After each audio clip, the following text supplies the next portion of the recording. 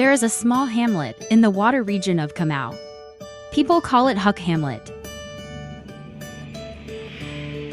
Hardworking people have adapted to frequently challenging natural conditions, resulting in a particular rhythm of life in the country's southernmost part.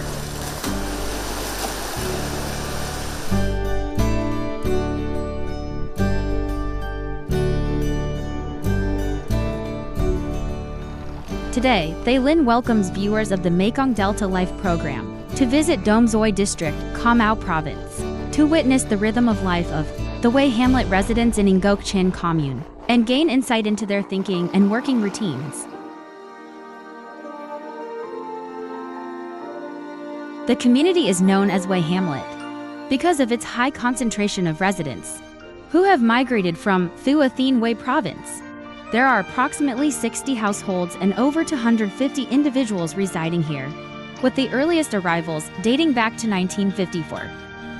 On their journey to find a new land, they chose this place as their second homeland and have stayed rooted here for nearly 70 years. Grandpa, I'm curious about how you ended up moving here from HUE. A long time ago, the life in HUE was very tough.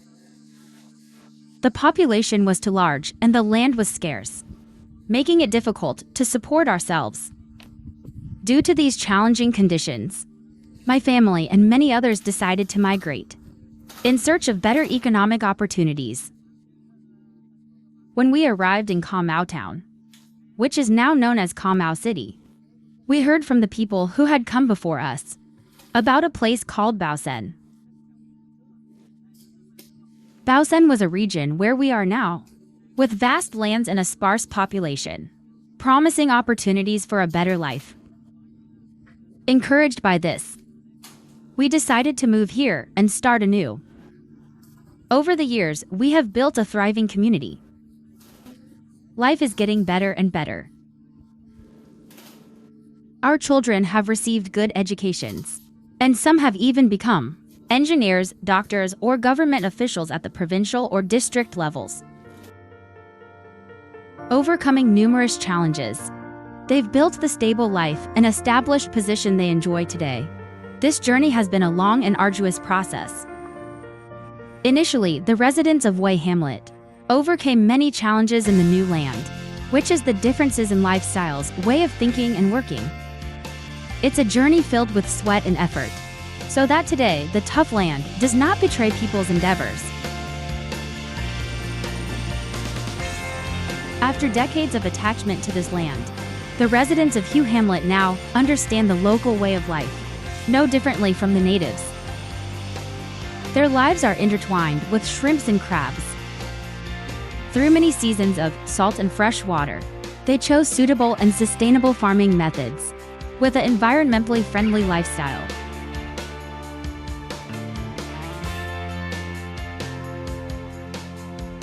Kamau has long been known as the capital of shrimp farming. The quality of this local crab and shrimp is always highly rated by the market. This is seen as an advantage for the extensive shrimp farming profession of the HUE Hamlet's residents. It's a solution for them to change their lives and build careers in the new land. Extensive shrimp and crab farming, although it does not yield high profits, the benefit is that farmers have a steady income. The input costs are not high and the risks are low. Farmers' lives are somewhat more leisurely than with industrial farming. But the crucial point is that the farming environment is guaranteed, and they can obtain clean shrimp and crab sources that are trusted by the market. This becomes a sustainable livelihood for the residents of HUE Hamlet. How many hectares is your pond, Brother Trong? It's over 3 hectares. What are you currently raising now, brother? I'm raising black tiger shrimps and crabs. How often do you release the breeding stock, brother? About once a month. I release the stock once a month. You release shrimp like that. How often do you harvest, Brother Trong? Well, in general, I release every month like that. But for large shrimp, it takes about 5 to 6 months. Every month, I drain the pond twice and catch a variety of shrimp, both big and small. I can't say for sure how long each batch takes to grow, but it seems to follow a seasonal pattern. Which season is favorable? Which season is unfavorable for the shrimp farming, brother? The favorable season is generally around Tet. It's the time leading up to Tet, including the months of January or February on the lunar calendar. The unfavorable season is when the rain comes. This season, in general, when it rains, there's a lull, so the shrimp don't thrive as well as in those months. For these traps, do you select a specific place to release, or do you release them randomly, Brother Trong? Well, I usually follow the edge of the canal and search for crabs near the roots of trees. It's a good spot because the bigger crabs often make their burrows there. After setting this trap, how long did you have to wait before collecting it? About 4 hours. I collect and reset the trap. If we leave it too long, the crabs will get in and tear the trap apart. Previously, saltwater was considered as nature's harshness, but for the residents of this area, it is currently a great opportunity for economic development. It's clear that nature will always be kind to people, as long as we know how to engage with it.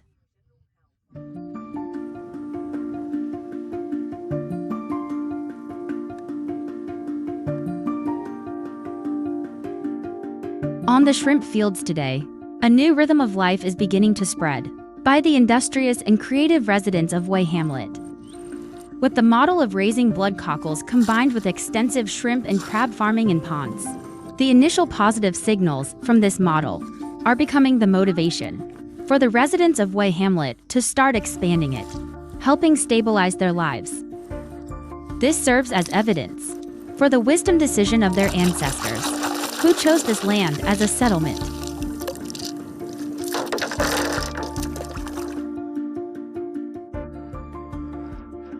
Generally speaking, after my retirement, I returned to my 4-hectare plot of land, where I primarily focused on shrimp and crab aquaculture. After a few years, I realized that my soil was becoming less fertile, and my annual harvests were decreasing. Seeking solutions, I consulted with other farmers who were successfully cultivating blood cockles. They told me that this method was great, because you just need to buy the baby cockles. They can find their own food and reproduce naturally in the soil. Blood cockles come in various sizes. I've found that raising larger blood cockles is less risky. For instance, stocking a pond with 1,200 or 1,400 larger blood cockles tends to yield better results. There's less risk. While raising cockle spats involves more risks. Because I can't see small cockles, they're like bran grains. It takes about 1.5 to 2 months before they're visible about the size of a chopstick tip to recognize them as cockles. So I cannot accurately evaluate the potential risks to the cockle population.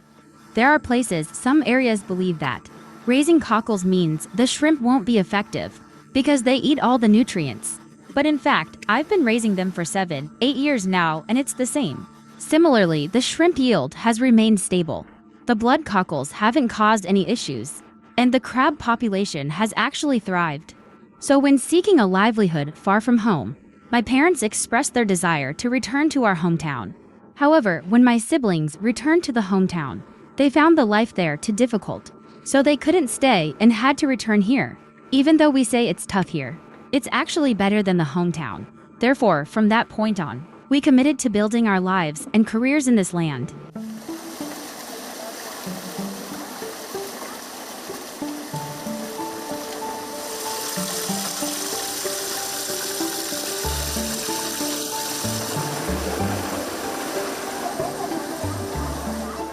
We arrived in HUE Hamlet right during the monthly shrimp harvest, a much-anticipated event for extensive shrimp farmers, which typically occurs around the full moon and on the 30th day of the lunar calendar.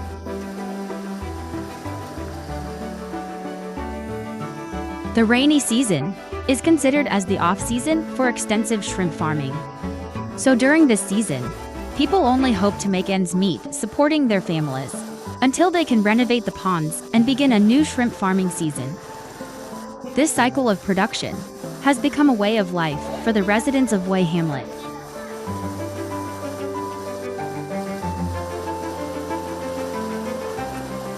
Sister Pham, when the tide is right for draining the shrimp pond. What's the next step? When the tide is right for draining the pond, we have to prepare our equipment.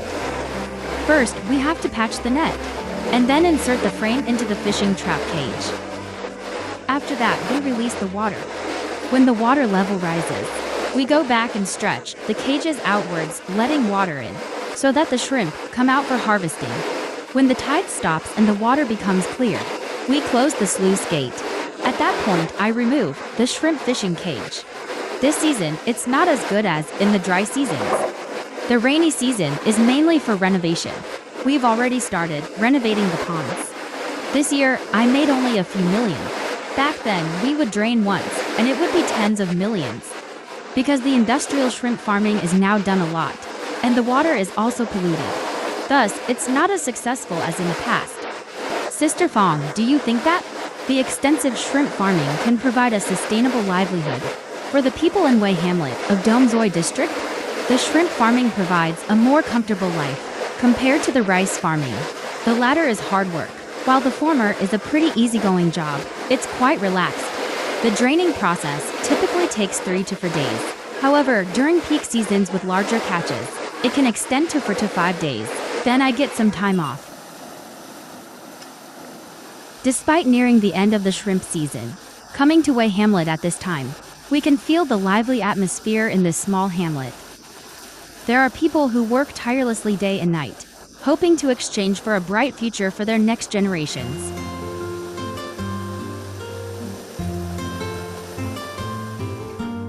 Although living on the new land, the residents of HUE Hamlet have still been maintaining the traditional values of their homeland. Somewhere by the porch or on the vacant land around the house, there is a lush green expanse of vegetable gardens, a familiar sight in their ancestral homeland. It's also how the HUE people in Dam Doi district preserve their roots.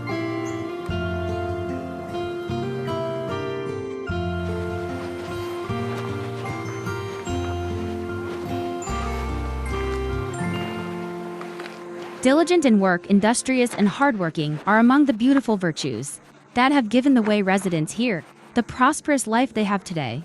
When the shrimp farming is relaxed, the people here also take advantage of the empty spaces around the house to grow more vegetables or cornfields like this. Hello, how are you, Uncle Nam? Hello, good, and you? Yes, me too. Is this corn ready to be picked, Uncle Nam? This cornfield is expected to be harvested in about 15 days. After Uncle Nam harvests it, will you keep it for home consumption or sell it? Probably all for home consumption. However, we might sell a little to cover small expenses. As far as I know, the people in HUE Hamlet hardly leave any vacant land unused, so they usually take the opportunity to grow more vegetables around the house, right? Yes, that's right, it's our HUE tradition. The industriousness and perseverance are inherited from our ancestors. Hence, I am committed to preserving that tradition. We can't leave the land empty for weeds to grow. It doesn't look good. So I have to improve the soil to grow vegetables. It's a way to boost our income, and also to give me some daily exercise for my health. Now, Uncle Nam, can you take me on a tour around your cornfield? Sure, please. Each season has its produce. After the corn harvest, the residents in HUE Hamlet diversify their crops, growing vegetables and eggplants. As the Lunar New Year nears, they also plant watermelons. The fundamental rhythm of life, however, clearly shows the great virtues of the HUE Hamlet's residents. The beauty of the soul of HUE Hamlet's residents is also reflected in every corner of their houses. In the new days away from their homeland, living in a strange land, the words fellow countrymen became both a source of motivation and a place for them to rely on each other to overcome difficult times.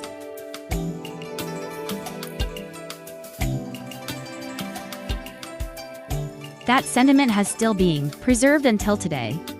On festive occasions, the women in the hamlet often gather to prepare a few dishes with the distinctive HUE's flavors, such as clear dumplings, clam rice, flat rice dumplings, in order to preserve the taste of their homeland. Although you're far from home, you still look towards your homeland. By preserving the dishes and the culinary flavors of Hue, isn't that right? Yes, that's right. No matter where I live, I'm still on my country soil. But I miss Hue the most. Even though I call this place my second hometown, my ancestral homeland always holds a special place in my heart. Once in a while, when I have the chance to return to my hometown, the first thing I must do is eat a hearty meal of clam rice. As a result, the traditions of Hue are always being preserved in the heart of those who are far from their homeland. Hue's cuisine, from everyday meals to elegant feasts, has a special appeal that you can only understand if you've tried it yourself.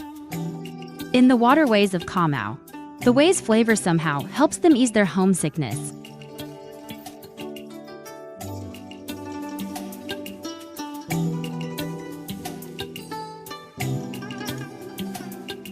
Aunt Nam, would you grace me with a Hue melody? Well, if I sing, it might not be the best, but I'll try my best. Here's a song for you. Tilting the poetry inscribed conical hat, I returned to join the competition, meeting each other hand to hand, hat to hat, like white flowers blooming under the flag. My village is far away in Phuoc. Your hometown lies far away by Trugi River. Together we make many hats, to gift others, shielding them from sun and rain.